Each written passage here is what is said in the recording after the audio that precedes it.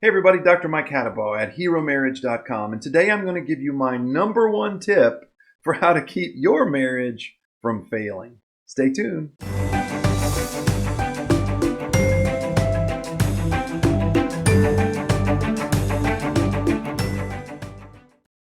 So if you were to ask me what is the number one reason relationships fail, I would tell you that there are many, and this doesn't mean it applies to everyone, but by far and away, I think the number one overall reason why marriages fail, especially long term, is the couple quits taking risks. Now, what do I mean by that? I don't mean you quit doing risky behavior or skydiving or something like that. What I'm specifically talking about is that you quit taking risks with each other. So, for instance, we quit taking risks because we get hurt. So, in other words, sometimes I risk sharing something very tender to me, and you just laugh at me or treat me poorly. Or I take a risk and share something that I think you need to know about yourself, and you get angry and blow up at me instead of saying, let's figure out why that is and how we can fix it together.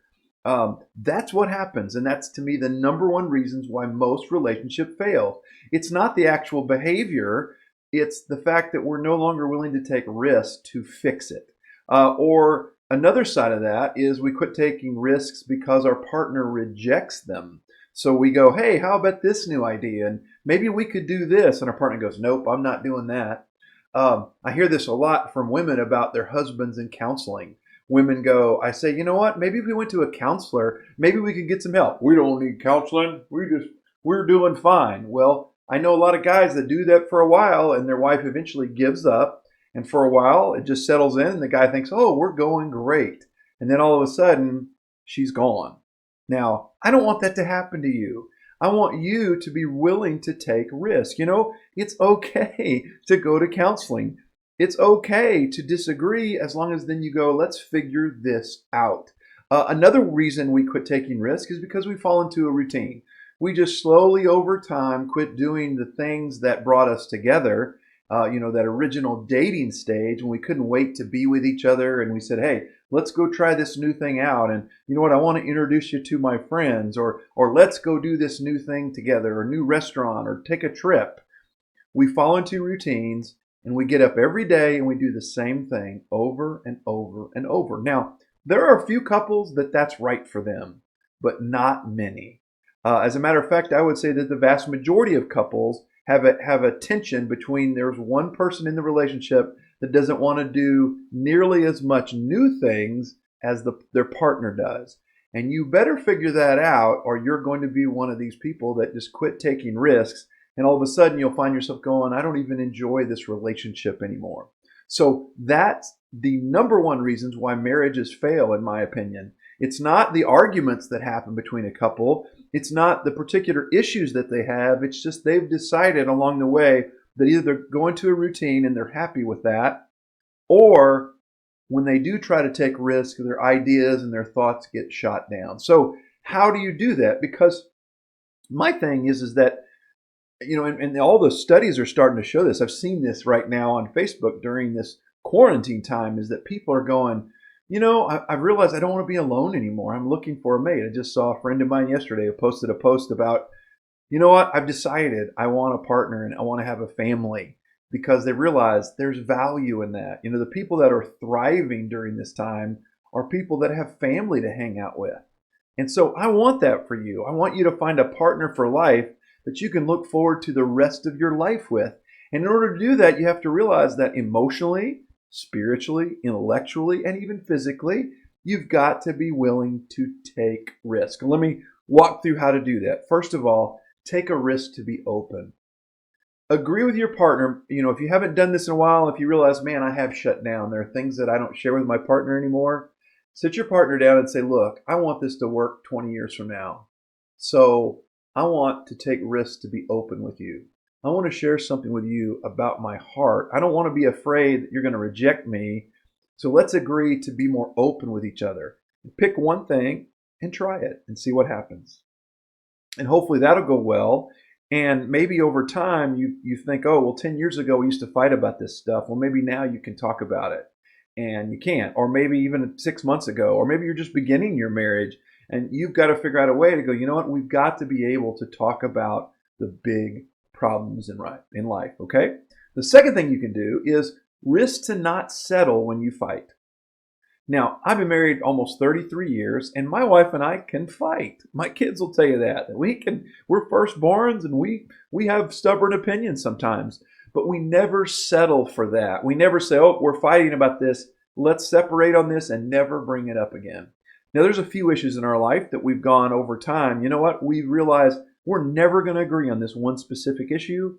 So those we tend to let go. But there's only 2 or 3 of those in our entire life. Everything else is open for discussion. And when we fight about it, we have to fight to come back and say, I'm not settling for the fact that we're just angry with each other. I'm not going to let a week, 2 weeks go by just so we settle back into this new tentative normal. No, you have to fight literally after a fight to get back to intimate, real relationship. That is a fight in of itself. And you've got to fight for it. Even if your partner doesn't, you have to kind of demand it. I've told the story before about my wife early in our marriage, demanding that I learn how to fight with her. And we did. Look back at my videos and you'll find that particular story. But that's an important thing that you've got to do, is to not settle when you fight. Then the last thing I want you to take a risk on is risk to share your heart and listen to theirs. You know, I teach all the time to people who go, their spouse comes home from a day, usually it's their wife comes home, and it's like, here's their day at work, and the guy's like, I don't know what to do with that. I'm like, well, just listen. She doesn't want you to fix it. She wants you just to hear her heart. What's causing her joy or pain? Tell her that. Oh, I see this really brings you joy. Oh, I see this really brings you pain.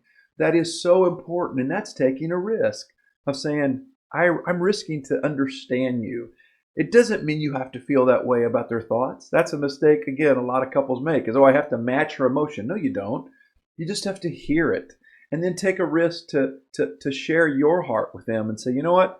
I've never told you this, but you know, this is a real fear that I have. This is something that I'm afraid to share with you because I'm afraid of how you'll judge me. And then, folks, I just can't tell you enough. When your partner shares that with you, if you laugh at them, good luck, because they're never going to share anything like that with you again. I hear that all the time from people. It's like, you know, when I shared the deepest secret part of me, my spouse laughed at me and said, that's kind of stupid. You should get over that. Well, that's not what married couples do. That's not what hero marriages do. Hero marriages listen and go, you know what? I may not feel the way you do, but I'm going to honor the fact that you do. And let me help you walk through this together. And whatever it is I need to do for you, let's do it. And that's when you'll find value in your relationship. That's when you go, that's what I got into this for. Many of us got into our marriages for wrong reasons, and that's okay. We were, you know, kind of in lust for each other. We go, oh man, it's a beautiful person, or oh, they've got resources or money or a good job. But over time, that stuff runs really thin.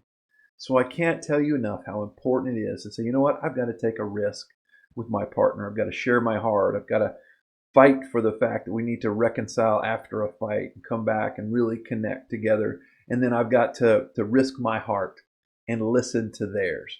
I think that you'll find that you'll thrive again if you're willing to take those risks. But that is where the success is found. It's taking the risk with your partner, engaging them in a way that says, you know what, I'm going to risk my heart with you. It's yours. You may stomp on it, but I'm going to have to risk it. And then go back and visit that. If you've had your heart stomped on in the past, you need to be able to share that with your partner. And folks, if you've been the person that stomped on it, maybe if you didn't even realize it, you've got to own up to that and say, man, I am so sorry that I kind of crushed your dreams whenever that was. 6 months ago, 6 years ago, 30 years ago. You've got to be willing to accept that and say, you know what, I'm sorry I was wrong. I need to listen to you. Tell me again, what is it you want to share? And once you start doing that, I think you'll be amazed at how much more loving and kind your relationship with each other will be. And all of a sudden, that thing you want out of your marriage will be the thing that you get. All right? So remember, you want to keep your marriage from failing, you've got to be willing to take these emotional and intellectual risks. All right? Hey, contact me if you've got any specific questions. We do coaching here at Hero Marriage. We have some courses that help walk through these. We actually have questions in each of our courses that when you take them every day, there are questions at the end of the video that you can talk with your spouse about, and it will help you open up this very intimacy that you want in your relationship. So I can't encourage those enough. Again, I do individual and group coaching with couples, so contact us about that through heromarriage.com. We'd love to hear from you. If this video has meant anything to you, please share it with your friends. Hit that like and subscribe button. It means the world to us because we love sharing this information with others. All right? Thanks for watching, and I hope that you have a hero marriage.